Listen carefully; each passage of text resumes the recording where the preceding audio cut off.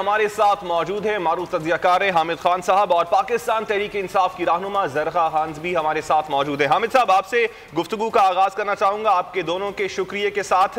हामिद साहब, क्या समझते हैं कल का जलसा जो था उसको आप एक अच्छा जलसा समझते हैं? जो मैसेज डिलीवर करना जा रही थी पीडीएम की क़यादत, कल वो डिलीवर हो गया है या फिर कुछ कमी बाकी रह गई है?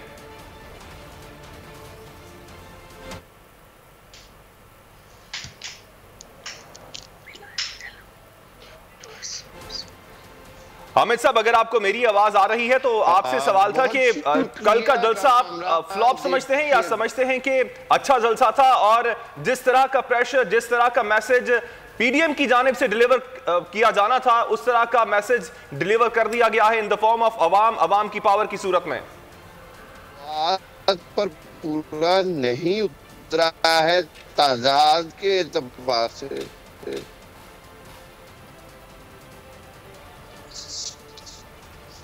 ठीक, हामिद साहब, आपकी आवाज हम तक सही तरह नहीं पहुंच पा रही, आपसे एक बार फिर से राब्ता करने की कोशिश करेंगे। जरका, आपकी जानिब आना चाहूंगा, कल का पावर शो जो था पीडीएम की जानिब से, आई एम श्योर के जिस तरह की बातें करती है ऑपोजिशन जमातों के हवाले से हुकूमत वैसे ही, लेकिन ओवरऑल अगर रेट किया जाए इस जलसे को, आप कैसे समझती हैं? अच्छा जलसा था या फिर जितनी सीटें पाकिस्तान मुस्लिम लीग नून की हैं लाहौर में, उस लिहाज से इतना पावरफुल शो नहीं था?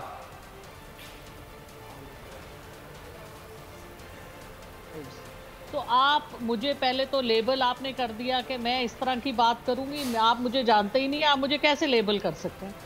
आप खुद देखिए, आपकी अपनी, आपने कल शो तो हो गया, मैंने तो कल चैनल पे कहा था कि 22 करोड़ की आवाम है, लाहौर नून लीग का गढ़ है, कौन सा मुश्किल होगा बड़ा जलसा करना। लेकिन मैं भी शशोपंज रह गई कि उधर तो बंदा ही कोई नहीं था। झंडे जो लहरा रहे थे सारे JUIF के झंडे थे, वो बच्चे जो मदरसों से बाहर से आए हुए थे, अच्छा सिंध से लोग सियाहत के लिए आए हुए थे, उकाड़ा से लोग आए थे, साहिवाल से जो शायद पहुंचे नहीं पहुंचे, यानी जलसा दोपहर को होना था, वो जलसा सर्दी में, जबरदस्त सर्दी में शाम को हुआ। वजह ये कि लोग इकट्ठे नहीं हुए। अब वो लोग कब तक वेट करते? तो जलसा हो गया आपके सामने है, मुझे तो कुछ कहने की जरूरत नहीं है। नून लीग का सो कॉल्ड गढ़ पीडीएम का गड़ा बन गया। अब उसमें गिरने के बाद और जो आपके उसके आगे आप चले, खाली जगह ठीक है। अब आप मुझे ये बताएं खर्चा कितना हुआ? मुझे पता है कि जो जलसे होते हैं उनमें स्टेज का खर्चा होता है। इस जलसे में तो माशाल्लाह मरियम नवाज साहिबा ने अपने तकरीर में कहा कि 20,000 कुर्सियां उन्होंने खरीदी, यानी 70 लाख रुपए तो सिर्फ कुर्सियों का ही खर्चा था। तो ये अरबों का जो जलसा हुआ, जिसमें वो जो छोटी सी पिंडाल लगी उसमें जो कुछ हुआ, चले उसको हमने कहा ठीक है, लोग आ गए। अब बात ये है कि जो पैसे जिनके काम ये कर रहे थे, आपने तो टीवी पे उस वक्त चलाई, अब तो किसी की जसारत नहीं है चलाने की। जो अल्फाज उन्होंने बोले पहले, पिछली दफा उनके वालिद ने और उन्होंने जनरल साहब को ललकारा था, कल वो किसी कर्नल साहब को ललकार रही थी। अरे भाई, क्या मसला है आपका? लड़ाई किससे है पहले ये तो डिसाइड कर लें। आर्मी से लड़ाई है कि इमरान खान से लड़ाई है? पिछली बारी तो कुछ और कह रहे थे, अब बात बदल गई, लेकिन फिर भी रंजिशें निकलती रही। अच्छा, लीडर कौन पीडीएम का, मुझे ये बताएं।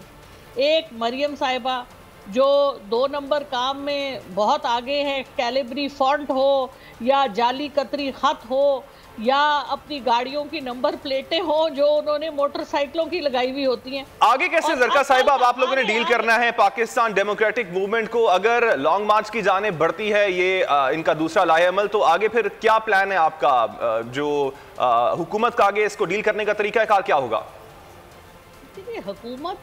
हुकूमत ने जो लॉ एंड ऑर्डर है उसके मुताबिक चलना है और हुकूमत उसी तरह चल रही है। अब ये अपना शो ही ना कर सके तो इनको क्या किसी ने कहना है? मुझे बात, मरियम साहिबा तो इलेक्टेड है ही नहीं, जो है मौलाना फजलुर रहमान वो रिजेक्टेड, उनको किसी ने इलेक्ट ही नहीं किया, 3 जगहों से खड़े पीछे रह गए। बिलावल उनको उनकी अपने खानदान और पार्टी ने रिजेक्ट करके आसफा को आगे ले आए। आप मुझे बताएं ये लीडरशिप। और चौथे अचकजई साहब आ गए, जिन्होंने जिस कदर दिल खराश बातें की, गद्दारों को आप स्टेज पे लेके आते, यानी नवाज शरीफ साहब के बहुत करीब है वो। नवाज शरीफ साहब जहां खड़े होते हैं, साथ महमूद खान अचकजई साहब को खड़ा कराते हैं, बहुत बड़ा लीडर है। आप मुझे बताएं, ये पाकिस्तान तोड़ने वाले लोग ये अब हमें आके सिखाएंगे कि पाकिस्तान को किस तरह से लीड करना है? आप पहले ये तो पहचान करें कि कौन आपका मुहिब्बे वतन है और कौन गद्दार है। ये तो हमने आज तक इसके बारे में तो कभी डिबेट हुई ही नहीं। हम सिर्फ इश्तिहार जो देते हैं उनको ही हम वाह करते हैं और बस जो इश्तिहार आ गया उसके मुताबिक हमारा एनालिसिस हो गया। तो अब वक्त आ गया है, अब पाकिस्तान को अपने पाँव पे खड़ा होना है। हमें अपने मुल्क के लिए, हम जैसे लोग इस मुल्क के लिए बाहर निकले हैं, तो हमसे ठीक है। ज़रका साथी मौजूद रहिए। एक बार फिर हामिद खान साहब ने हमें ज्वाइन किया, उनसे बात कर लेते हैं। हामिद साहब, जानना आपसे ये चाहेंगे कि कल पीडीएम की जानिब से जो लाहौर में जलसा हुआ है, क्या कमेंट करेंगे? कितना पावरफुल शो था वो?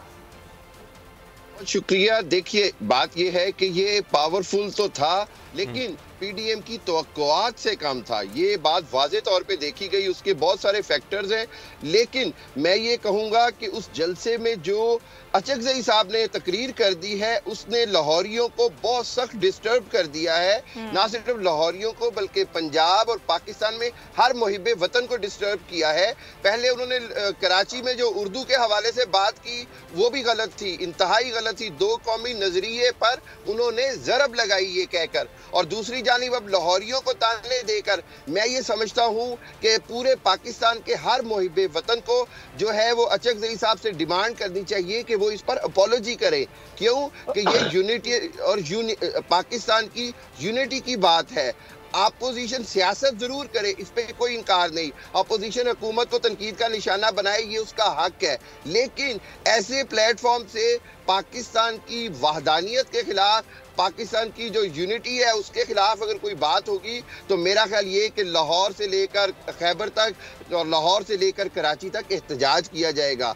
अपोजिशन खुद, मैं ये समझता हूँ कि उसके लीडरान को खुद अचकजई साहब से इस बात का मुतालबा करना चाहिए, वरना इसका सबसे ज्यादा नुकसान खुद अपोजिशन को होगा। खुद अवाम के अंदर वो और जो है वो गैर मकबूल हो जाएंगे, क्योंकि आगे ही अवाम के अंदर एक क्वेश्चन है कि ये इस सियासत के अंदर अपोजिशन एक ही सिर्फ टारगेट कर रही है कि हुकूमत को गिराया जाए, जबकि